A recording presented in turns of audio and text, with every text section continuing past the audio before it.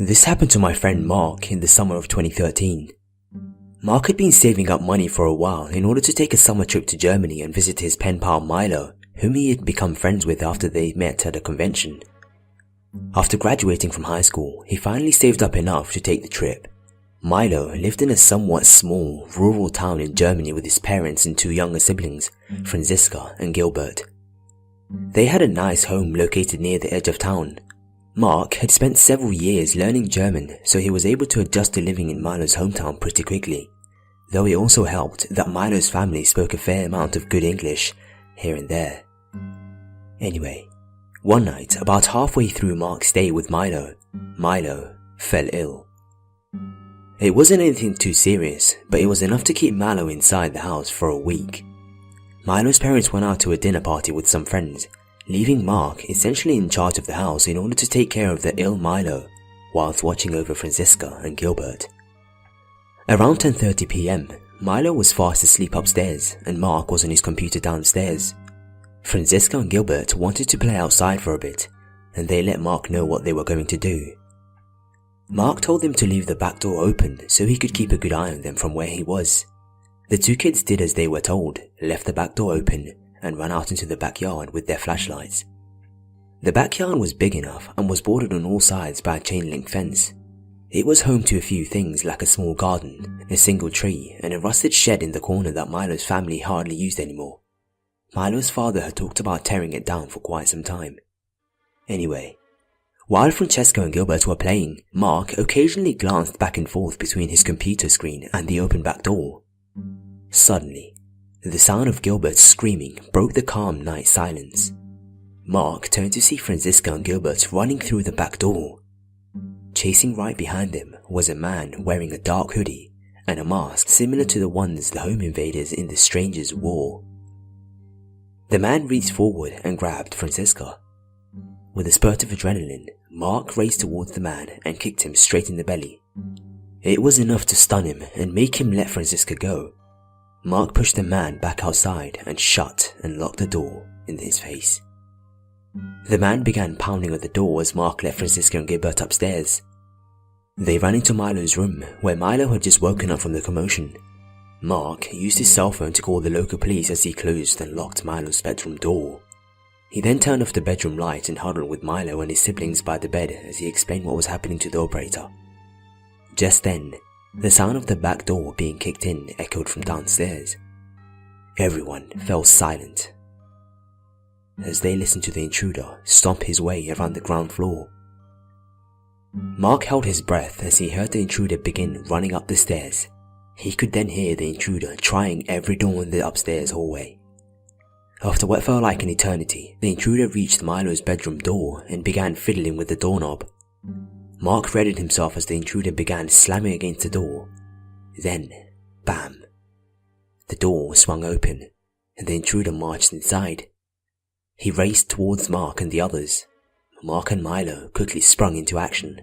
Franziska and Gilbert huddled on the bed and screamed while Mark and Milo entered a vicious struggle with the man. The man reached into his pocket and pulled out a knife, but Milo was able to knock it from his grasp. Then, in a moment of luck, Mark managed to overcome the intruder and make him lose his balance. The intruder fell forward, smashed through Milo's bedroom window, and fell 2 floors to the ground below. Mark looked out to see that, amazingly, the man had survived the fall. He quickly limped out of the backyard and disappeared into the darkness. The police arrived barely 2 minutes later. Thankfully, none of them were seriously hurt. Milo's parents were quick to have the back door and Milo's bedroom window repaired. They also had the doors and windows reinforced. 3 weeks later, a man wearing a dark hoodie and a mask was arrested a few towns over after breaking into a house in an attempt to kidnap a 12-year-old girl. Surprise, surprise, it was the same man who had attacked Mark and the others. Mark returned to America at the end of the summer and with many great stories to tell, but this particular event continues to haunt him to this day. He and Milo are still great friends and continue to write and call each other. From what I've heard, Milo's family has moved into a new house in a new town. Hopefully, they've been able to move on from this. The attacker is still serving a jail sentence. Mark, Milo, and myself by extension hope it stays that way. This is by far the most creepy thing that has ever happened to me to date. I usually feel fairly safe in my town, but this one incident has certainly awakened me to the fact that no place is perfectly safe. It was this New Year's Eve, just gone, when my friend called me and asked if I wanted to go to the New Year's Eve festival at the beach with her and her boyfriend. Being the kind of person who normally just stays at home and does nothing special for this particular holiday, I, of course, agreed. Every New Year's Eve, my town holds a festival at the beach in celebration. Rides and games are set up, bands play live music, and clubs hold late-night fancy dress parties, and at midnight, on the dot, a series of firework displays are put on for the public. Normally, thousands of people turn up, so the beach can get quite loud and crowded, but it's still a pleasant atmosphere all around. Before hanging up, my friend Jess asks if I will pick her up and her boyfriend Tyler on the way to the beach. She also lets me know that one of our other close friends is coming along and that we should go straight to her unit so that we can all walk down to the festival together. I tell Jess, no problem, and then go to get ready. In about half an hour I am ready. I do not yet have my license, and so I asked my dad if he would pick up my friends and drop us all off. He agreed. It only takes about 3 minutes to drive to my friend's place, and then a further 10 minutes to drive to my other friend's unit. My other friend, Haley, lives in a small 2-bedroom unit with her mother. The unit is right next to the beach, and it only takes around 5 minutes to walk down to where the festival takes place. When we arrive, she's already outside waiting for us, standing on the balcony and enjoying the sunset. We all file out of the car, making sure to thank my dad for dropping us off, and then head upstairs to greet Haley. We all hug and begin to catch up as we hadn't seen each other for a couple of months.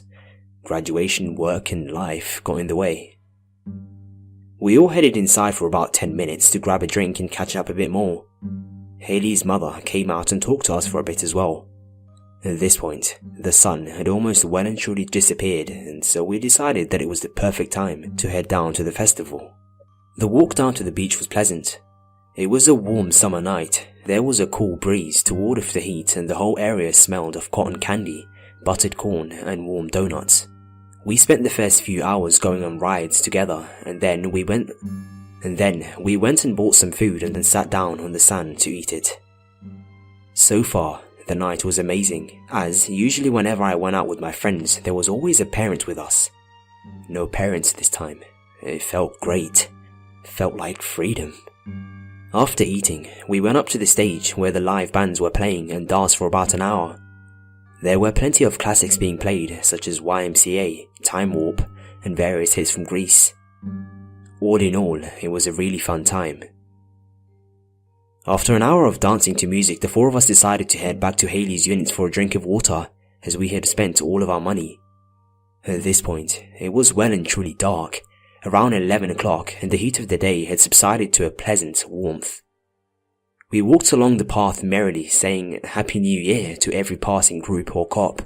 A few partygoers on the 4th floor of an apartment complex shouted, "Hope you have an epic New Year," drunkenly at us.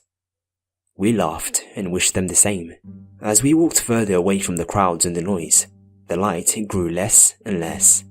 There aren't many streetlights near my friend's unit, and we were soon engulfed in a soothing darkness with only the moon to light our way. It was at this point that I, for some reason, began to feel uneasy. You know that feeling you get when you're being watched, or at least you think you're being watched? That exact feeling washed over me, and I subconsciously moved to walk in between Haley and Tyler instead of walking on the outside of the group. I shrugged off the feeling after that, attributing it to the fact that perhaps my ears were just used to the loud noises of the festival. They were, after all, ringing a bit. We ran into another group of people we knew from school along the way, and the feeling was completely forgotten. I had missed these people after graduation, and I immediately struck up friendly, light-hearted conversation. We parted ways as we made it to Haley's unit block and climbed the stairs to her unit. Haley's mother and mother's friends greeted us upon our arrival, and we all got a drink of water from the refrigerator before relaxing together on the couch. We were all a tad worn out at this point, and the fireworks weren't for another hour, so we decided to chill at the unit and head down to the beach at around 11:45. We all joked around and had a snack, and then Hayley asked if she could sleep over at my place. I ring my folks, check if it's okay with them, and they give me the okay. My parents love Hayley over. She's a very well-mannered person and likes to help out where she can. At 11:45, we all leave the units and begin heading down to the beach. We only get about a minute down the road before Hayley says that she has forgotten her pain medication for her bad knee, which she is supposed to take before bed. At this point, Jess seems a little annoyed, but reluctantly agrees that we should go back so that we do not have to make another trip back to hers at the end of the night. We head back, and the whole way, Jess seems a little distant, like her mind isn't on the conversation at hand, and she's focused on something else. I am the most quiet and observant one of the group, so I notice her silence pretty quickly, since usually she's a big chatterbox. I ask her if she's alright, and she replies with, "Of course," and so I simply leave her to her thoughts.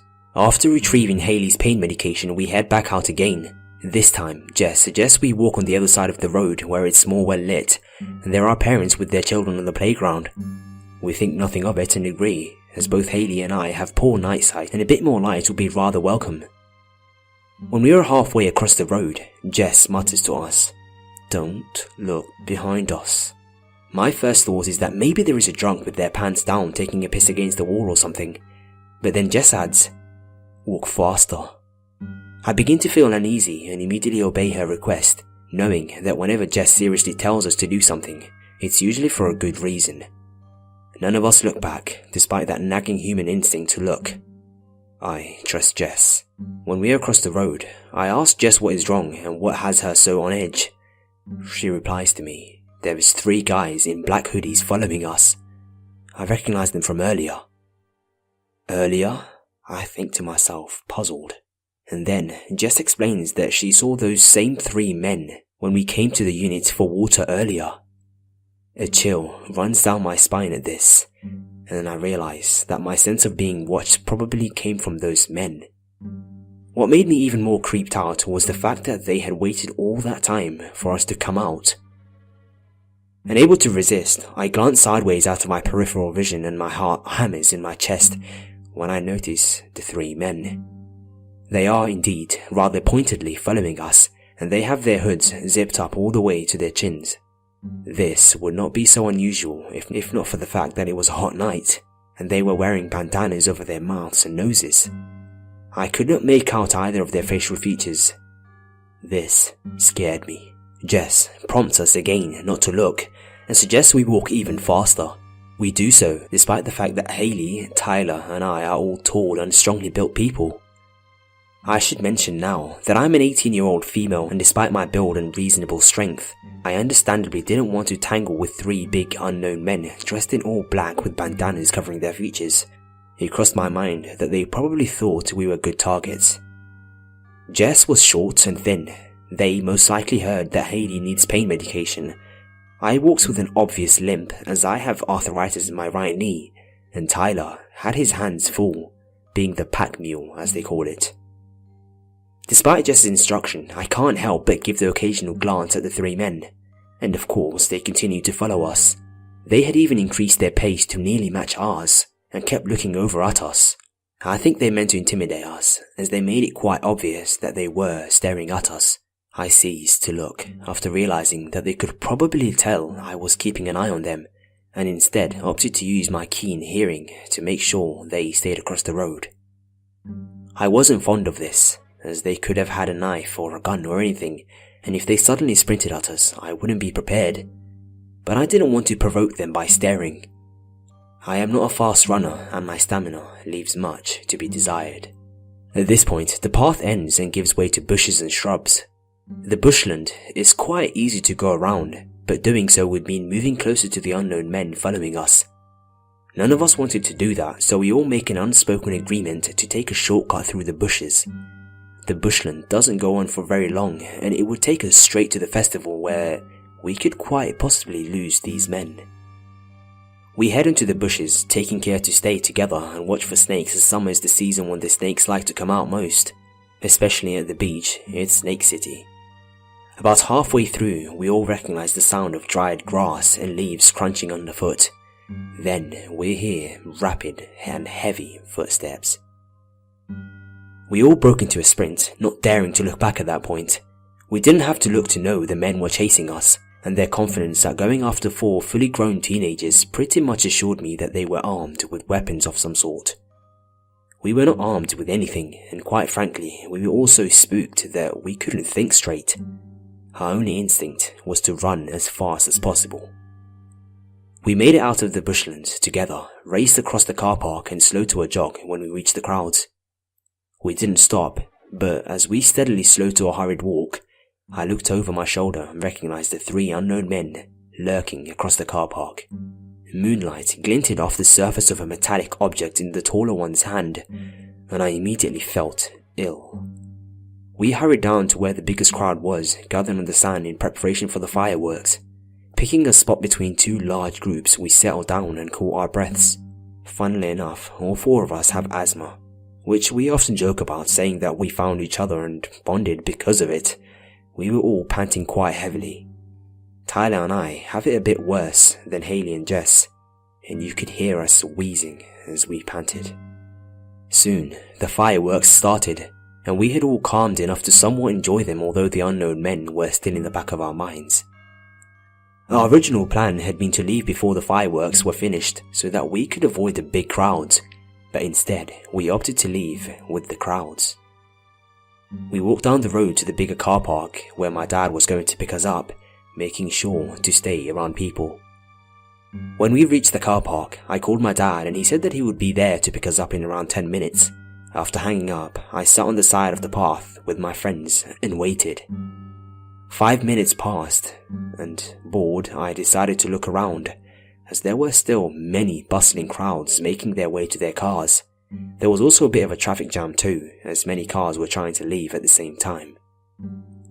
I looked across the road and realized, with a jolt, that the 3 men in the black hoodies were there, half hidden behind a tree where there was no lights.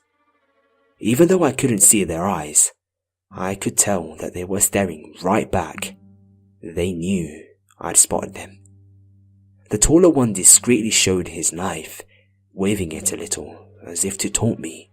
Then he raised it to his throat and made a slow, mock slicing motion. I quickly told my friends and we moved to a different spot, making sure to stay in the light and stay in sight of people. My dad arrived soon after, and we all quickly climbed into the car. None of us spoke a word of what happened, and since then I haven't had any issues with anyone following me or my friends. It still gives me the creeps though. Whoever those men were, their intentions could not have been good.